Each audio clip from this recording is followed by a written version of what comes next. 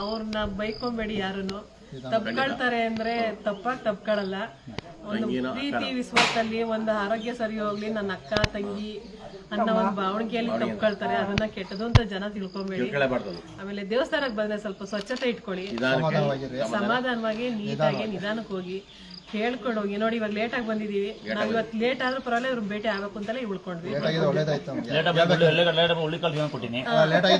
ಅವ್ರು ಹೇಳಿದ್ರು ದೂರ ಹೋಗಿದ್ದಾರೆ ಅಂತ, ಅಣ್ಣ ಹೇಳಿದ್ರು ಬರ್ತಾರೆ ಅಂತ. ಆದಷ್ಟು ಭಕ್ತಾದಿಗಳಿಗೆ ಬಂದು ಸಮಾಧಾನವಾಗಿದ್ದು ಕೇಳ್ಕೊಂಡು ಹೋಗಿ. ಅವ್ರನ್ನ ತಪ್ಪಾಗಿ ಯಾರೋ ಕಾಮೆಂಟ್ ಮಾಡಬೇಡಿ. ನಿಮ್ಗೆ ಆ ಶಕ್ತಿ ಇತ್ತು ಅಂದ್ರೆ ನೀವು ದಾನ ಧರ್ಮ ಮಾಡಿ, ದಾನ ಧರ್ಮ ಮಾಡಿ, ನೀವು ತಪ್ಕೊಳ್ಳಿ, ಒಳ್ಳೇದ್ ಮಾಡಿ, ಕೆಟ್ಟದಾಗ ತಪ್ಕೊಂಬೇಡಿ.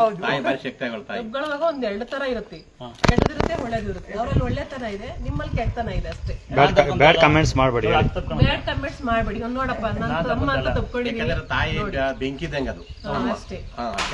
ಮನಸ್ಸಲ್ಲಿ ಒಳ್ಳೇದಿಲ್ಲ, ನೋಡಿಕ್ಕೆ ಕೆಟ್ಟದಾಗದ್ ಬೇಡ. ಅಮ್ಮನ್ನ ನಂಬಿ ನಂಬಿಕೆ ಇಟ್ಟು ಬನ್ನಿ. ಅಪನಂಬಿಕೆ ಇರೋರು ದಯವಿಟ್ಟು ದೇವಸ್ಥಾನ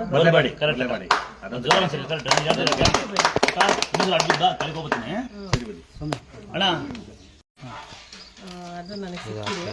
ಮಧ್ಯಾಹ್ನ ಹಂಗೆ ಅನ್ಕೊಂಡು ಮನಿಕೊಂಡೆ, ಕನ್ಸಲ್ಲಿ ನೀವು ಬಂದ್ರಿ ನನಗೆ.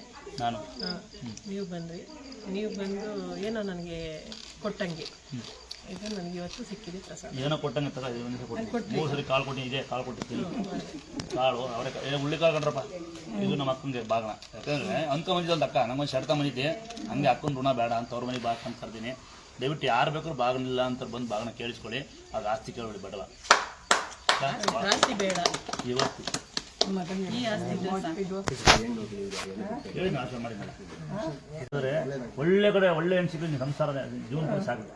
ಯಾಕೆ ಜಾಸ್ತಿ ಬೇಡ ಅಂತ 9 ಗಂಟೆ ಅಂತ ಹಾಕಿದ್ದೀವಿ, 6 ಗಂಟೆ ಹಾಕಿದ್ರೆ ಯಾರು ಜನ ಬರೋದು ಬೇಡ ಅಂತ ಬಂದರು. ನಾವು ಬೆಳಗಿಂದ ಬಂದವ್ರು ಮಕ್ಕಳು ಇಟ್ಕೊಳ್ಳಿ.